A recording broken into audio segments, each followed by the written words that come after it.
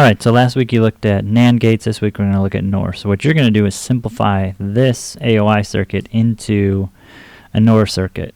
Notes, I'll go over here with a different one, but here's your setup, the AND gate, OR gate, and the inverter, what to turn them into. Then you're going to answer some questions. So you're going to turn it into the NOR logic. You're going to write the truth table. That's going to be filled out below here, and I'll show you how to do that. Is the truth table the same for both of them? Again, you can test that when it's done, but it should be. And are there more or less circuits or chips used for that?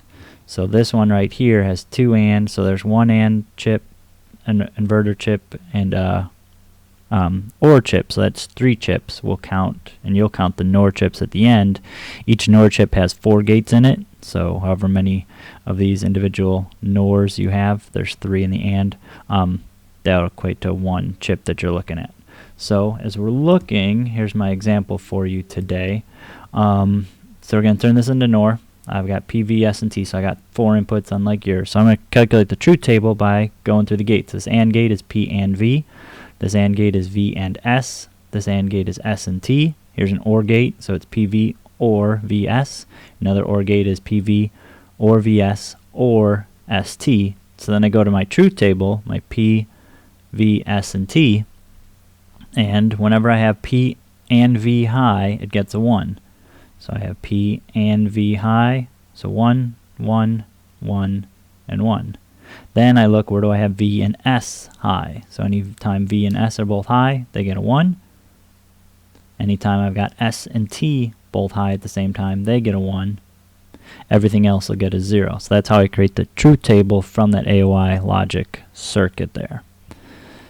So I'll fill in the rest with zeros because no other places look there.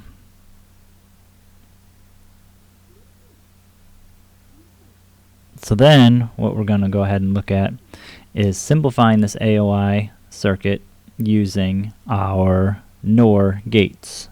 So there's 3 gates that make up an AND, 2 that make up an OR, 1 that make up an inverter.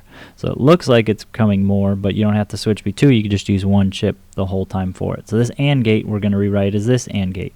So P and V are going to come into the 2 individual gates themselves, and then those 2 P and V are going to output to the 1 NOR gate there. We're going to do the same thing with the VS AND gate. V and S AND gate turned into the 2 NOR inverters plugged into the NOR. And then we're going to do the same thing with the ST AND gate. Now you might ask, can I just use the output of that S twice? You can.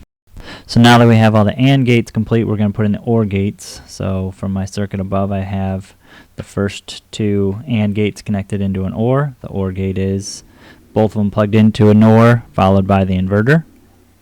Then 1 more OR gate connected those 2. So connect those 2, plug both of them into a NOR, then into an inverter itself. So now I have the completed NOR of that. So this has got a lot of different gates going on in it. If we go and we look back at the AOI on the top, the AOI had 1 inverter gate, 1 AND gate, or 2 AND gates. Or wait, we had 1 AND because there were 3 AND, and then we have 1 OR because there were 2. So those fit on the chip, so it's 2 total chips.